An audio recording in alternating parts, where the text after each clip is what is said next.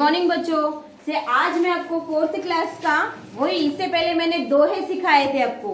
सो रहीम जी ने जो दोहे, सो पेज नंबर 24। तो सब लोग अपनी बुक निकालिए, पेज नंबर 24।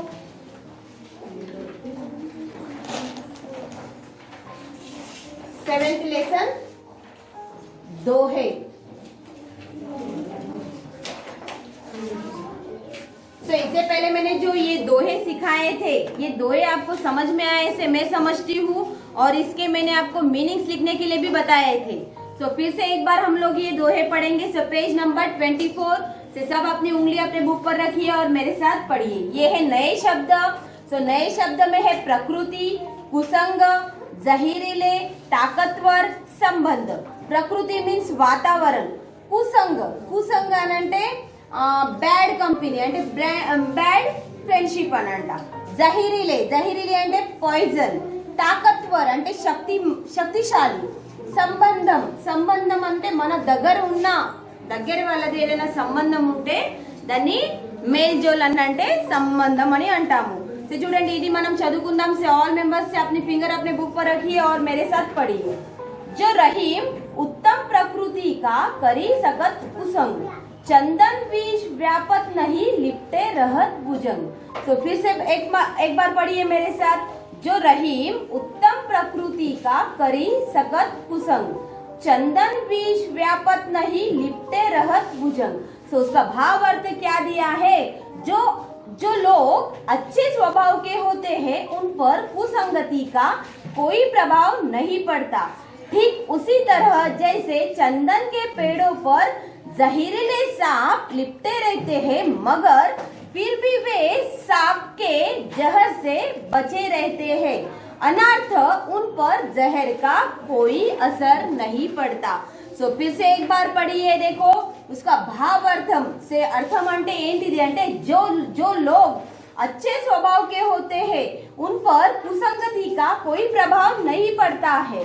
ठीक उसी तरह चंदन के पेड़ों पर जहरीले सांप लिपटे रहते हैं, मगर फिर भी वे सांप के जहर से बचे रहते हैं, अनर्थ उन पर जहर का कोई असर नहीं पड़ता। అంటే మంచి వ్యక్తి ఎప్పుడు మంచిగానే ఉంటారు. మనం ఎంత చెడ్డ చేయాలని అంటే కూడా వాళ్ళు చెడ్డగా మారలేరు. సో చెడ్డ వ్యక్తితోటి పరిచయం అయిన ఫ్రెండ్షిప్ చేసినా కానీ వాళ్ళు వాళ్ళతోటి సేవ్ గా ఉంటారు. సో दूसरा देखो, रहीमन देखे, रहीमन देखी बड़ेन को लघु न दीजे डारी, जहाँ काम आवे सुई कहा करे तलवारी। सो फिर से एक बार देखे, रहीमन देखी बड़ेन को लघु न दीजे डारी, जहाँ काम आवे सुई कहा करे तलवारी। सो इसका भाव अर्थ क्या दिया है आपको? सो बड़े अर्थात ताकतवर लोगों से मिलकर छोटे यानी साधारण लोग से संबंध कभी नहीं तोड़ना चाहिए, क्योंकि जो काम सुई करती है उस काम को तलवार कभी नहीं कर सकती। सो इसका अर्थ क्या है? बड़े अर्थात ताकतवर होते हैं। सो आपसे जो बड़े रहते हैं वो ताकतवर रहते हैं, पर ये छोटे लोग या साधारण लोग जो रहते हैं उनको कभी नहीं तोड़ना चाहिए, क्योंकि जो काम सुई करती है वो कभी तलवार नहीं कर सकती. అంటే తాకత్వర్ అంటే శక్తిశాలి ఉన్నాక కూడా మనము చిన్న వాళ్ళతోటి సంబంధం ఏం చేయొద్దు, కాకూడదు. అంటే వాళ్ళతోటి సంబంధం చేయకూడదని అనకూడదు అని అంటారు. ఎందుకనంటే సూది చేసిన పని తల్వార్ చేయలేదు. సో देखो तीसरे में क्या है? तरुवर फल नहीं खाता है, सरोवर पिए न पान।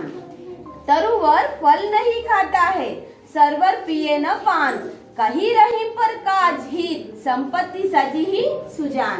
सो इसका अर्थ जो दिया है, जिस प्रकार पेड़ अपने फलों को स्वयं नहीं खाता है और सरोवर अपना पानी खुद नहीं पीता है, तो ठीक उसी तरह भले आदमी धन का संचय कभी अपने लिए नहीं करता है, वे दूसरों लोगों को भला करने के लिए ही धन इकट्ठा करता है। तो देखो जो पेड़ रहता है, जो पेड़ अपना, जो अभी आम का पेड़ है, सो जो आम का पेड़, वो पेड़ अपना फल खुद नहीं खाता. సో ఒక చెట్టు తనకి నిండా పండ్లు ఉంటాయి, కానీ ఆ చెట్టు మాత్రం అది తినలేదు. కానీ అలానే సముద్రంలో ఉన్న ఇంత వాటర్ కానీ ఆ సముద్రమే తాగిస్తుందా?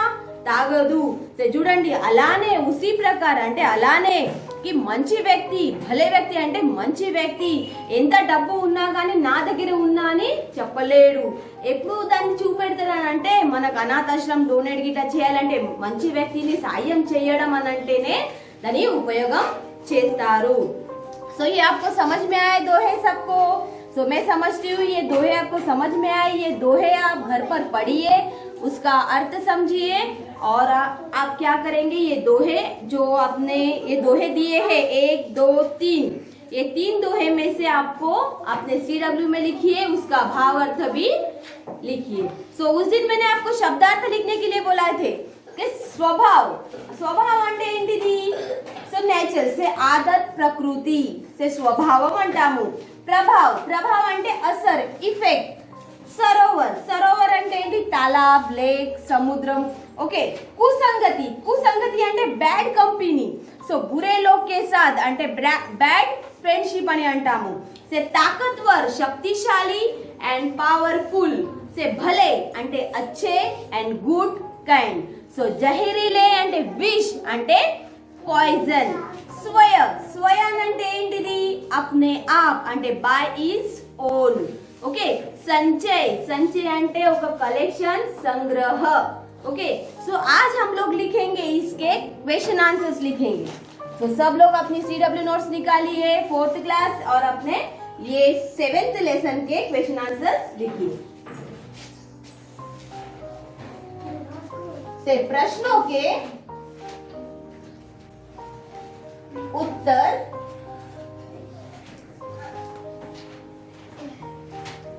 लिखिए. ओके. सो प्रश्नों के उत्तर लिखिए. जो हमारा जो पहला प्रश्न है, कुसंगति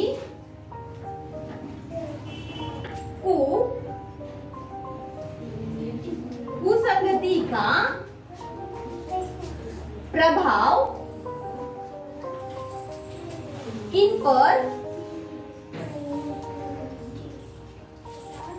पर नहीं पड़ता?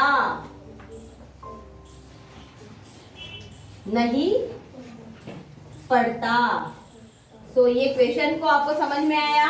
से कुसंगति అంటే ప్రభావం అంటే బ్యాడ్ కంపెనీ ఎవరి మీద ప్రభావం పడదు. से आपको मालूम है बैड कंपनी ఎవరి మీద ప్రభావం పడదనంటే చూడండి. से कुसंगति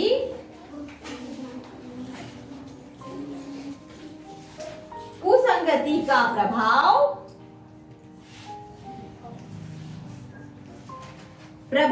अच्छे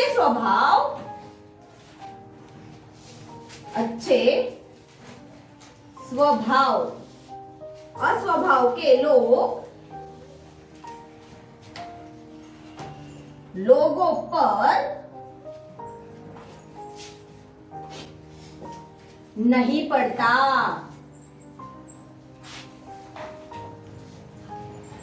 तो समझ में आया आपको ये? सो कुसंगति का प्रभाव किन पर नहीं पड़ता? कुसंगति అంటే బ్యాడ్ కంపెనీ. ఓకే.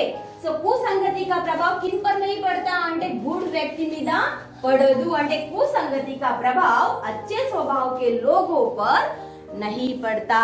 तो ये अच्छे स्वभाव के लोगों पर तो जो अंडरलाइन दिया है ये आपका आंसर है. तो दूसरे में क्या है देखो क्वेश्चन हमारा. सो देखो सुई का काम क्या नहीं कर सकता? सुई का काम क्या नहीं कर सकता?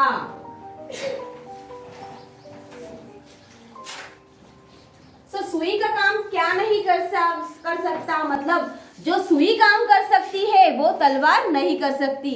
తల్వార్ అంటే చాలా మందిని చంపేయచ్చు కానీ సూది చేసిన పని మాత్రము తల్వార్ చేయలేదు. तो आंसर उसको क्या लिखेंगे आप? देखो सुई का काम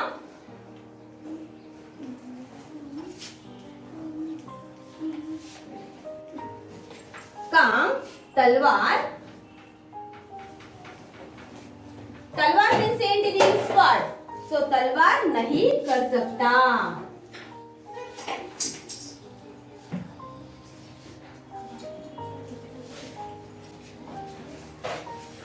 ओके, तो तीसरा प्रश्न है हमारा, भले लोग धन का संचय किस लिए करते हैं? जो भले लोग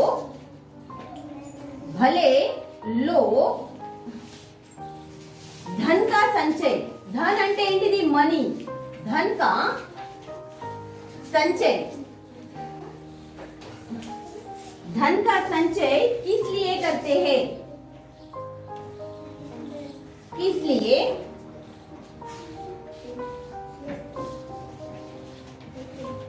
करते हैं?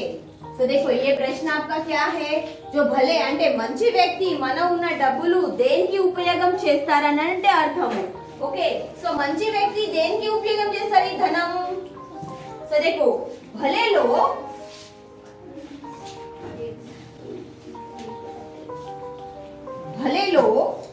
धन का संचय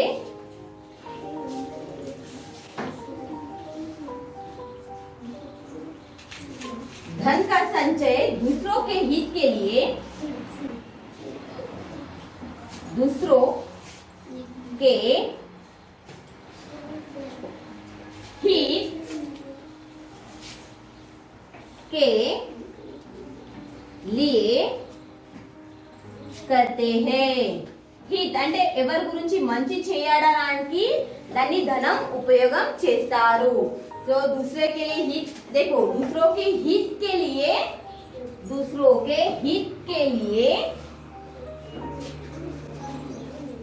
करते हैं. तो दूसरों के हित के लिए धन संचय करते हैं. सो ये जो हमारे ये 3 क्वेश्चन आंसर से फिर से एक बार पढ़िए. देखो कुसंगति का प्रभाव किन पर नहीं पड़ता? तो देखो कुसंगति का प्रभाव अच्छे स्वभाव के लोगों पर नहीं पड़ता. सो सेकंड क्वेश्चन है, सुई का काम क्या नहीं कर सकता? सुई का काम तलवार नहीं कर सकता. जो सुई काम करती है वो काम कौन नहीं कर सकता है? तलवार. सो नेक्स्ट वन, भले लोग धन का संचय किस लिए करते हैं? మంచి వ్యక్తి మన దగ్గర ఉన్న మనీని దేని ఉపయోగం చేస్తారు అని అంటే, भले लोग धन का संचय दूसरों के हित के लिए करते हैं. అంటే మన గురించి మనకైనా చిన్న అంటే పూరున్నోళ్ళకు ఏదైనా సాయం చేయడానికి ఆ మనీని ఉపయోగం చేస్తారు. సో నెక్స్ట్ వన్ है,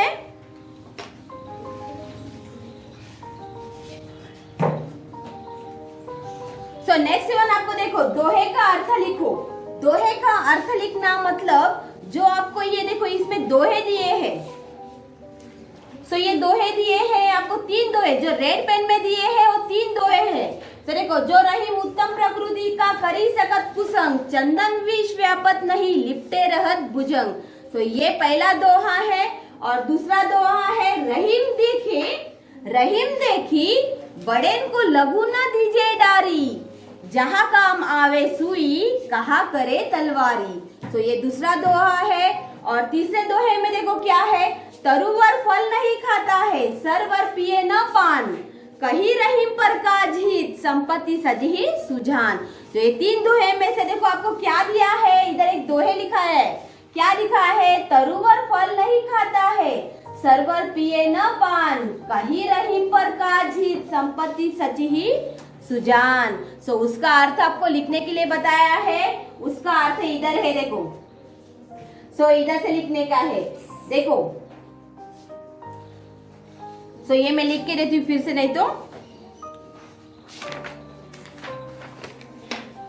सो पहले हम लोग लेंगे विलोम शब्द.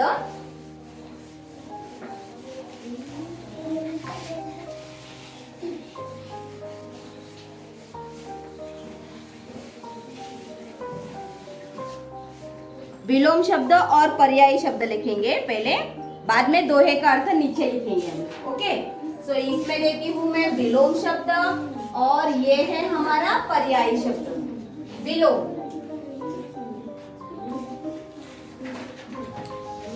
विलोम एंड पर्यायवाची.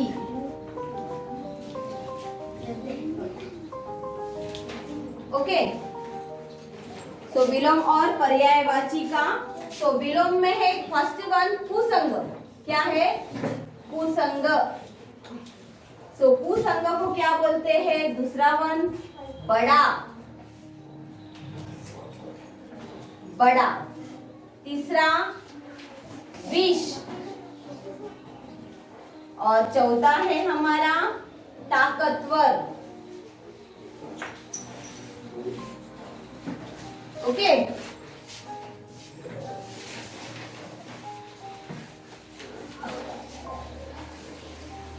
मैं ऐसे लिखती हूँ तो आपको ये 3 भी इसमें आएंगे। ओके, सो इधर लिखेंगे हम लोग विलोम।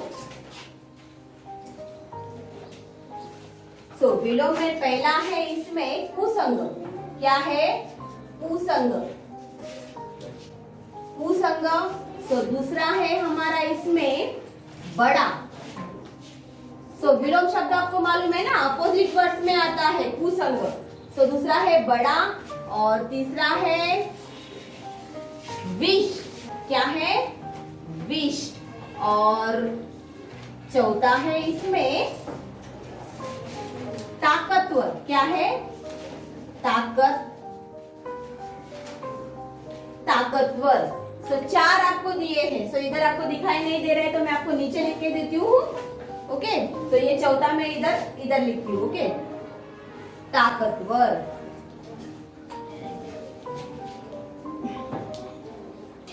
सो इसके हम लोग क्या करेंगे अभी? विलोम मतलब अपोजिट वर्ड्स लिखेंगे। कुसंग, सुसंग। क्या लिखेंगे? सुसंग। कुसंग అంటే bad company and good company అంటే सुसंग। ओके, सो बड़ा, बड़ा को क्या लिखेंगे आप? छोटा। अपोजिट वर्ड ना, सो छोटा। विष, अमृत। क्या लिखेंगे? अमृत। ओके, विष, अमृत। ताकतवर, सो ताकतवर को लिखेंगे कमजोर। क्या लिखेंगे? कमजोर। ओके, सो नेक्स्ट वन आपको पर्यायवाची शब्द दिए हैं। ओके, पर्यायवाची शब्द। तो ये पर्यायवाची शब्द, में आपको है भुजंग। भुजंग किसको बोलता है इसमें? सो भुजंग इसमें सांप को बताया है అంటే పాముని అన్నారు భుజంగ। సో ये दोहे సంస్కృత లాంగ్వేజ్ లో ఉన్నాయి। ఆ దోహేలా ఒక భుజంగ అన్నాము। ఎవరు? రహీం। సో ఆ రహీం భుజంగ్ ని ఎవరిని అన్నారని అంటే ఒక పాముని అన్నారు భుజంగ్। ఓకే, దాన్ని భుజంగ్ ని ఏమంటారు? सर्प। क्या बोलते हैं? सर्प। सर्प एंड सांप। क्या बोलते हैं? सांप। सर्प, सांप। ओके, सो बाद में है पेड़। सो पेड़ को क्या बोलते हैं आप? तरु बोलते हैं, वृक्ष बोलते हैं, पादप बोलते हैं। मालूम है ना? सो ये तरु को बोलते हैं। सो बाद में है सरोवर। सरोवर किसको बताया गया है? सो सरोवर इसमें जो समुद्र, नदी दानी सरोवर अन्नारू। तो देखो सरोवर को क्या बोलते हैं? मतलब सरोवर बोलते हैं। सो ये सरोवर हम लोग को किस में आया है? संस्कृत लैंग्वेज में।